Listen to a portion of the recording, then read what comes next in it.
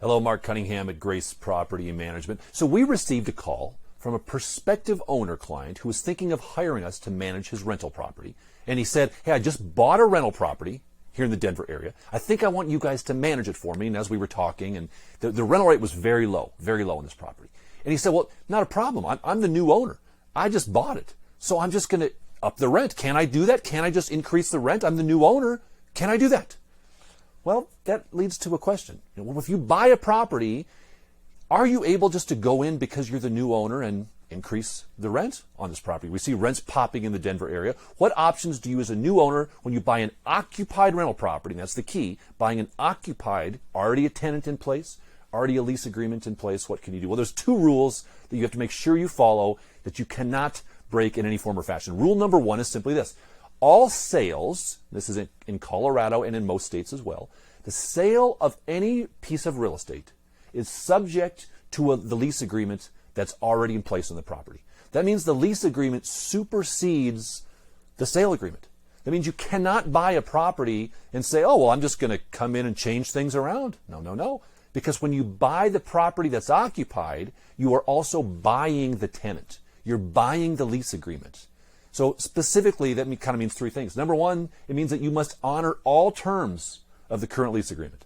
If the current lease agreement has some crazy clause buried in the middle that says, hey, if the tenant pays on time for 12 months in a row, then month 13th is free, and we've seen things like that, then you have to honor that. So you better know what the terms of that current lease agreement are. You have to honor them all. Number two, you cannot just increase the rent. If the current lease agreement that you bought says the rent is going to be $1,000 a month for the next 3 years, guess what you're collecting? $1,000 a month for the next 3 years. You cannot change that. Why? Because that lease supersedes your sale.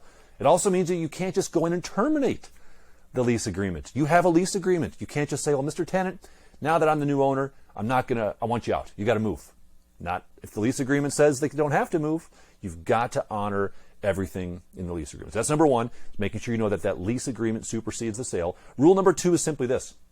In Colorado, as of the last legislative session, a bill was passed protecting tenants, and the bill simply says this: you as a landlord may only increase rents on your tenants a maximum of one time in any 12-month period. Now, we've covered that in detail on prior videos, so we won't go into detail. But that means if your prior owner, who you just bought it from, they just increased the rent on that tenant last month, and it's a month-to-month lease, and now you bought that, you cannot increase the rent again until you get 12 months past the last increase.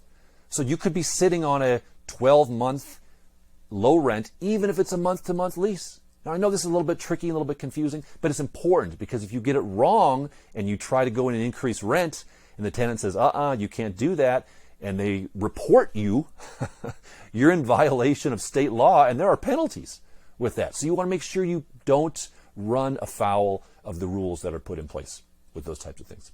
If we can be a resource, we are happy to help at Grace Management. Jump on our website, rentgrace.com. You can download all sorts of information, view things. Give us a call, 303-255-1990. We are happy to be a resource to tenants and landlords alike.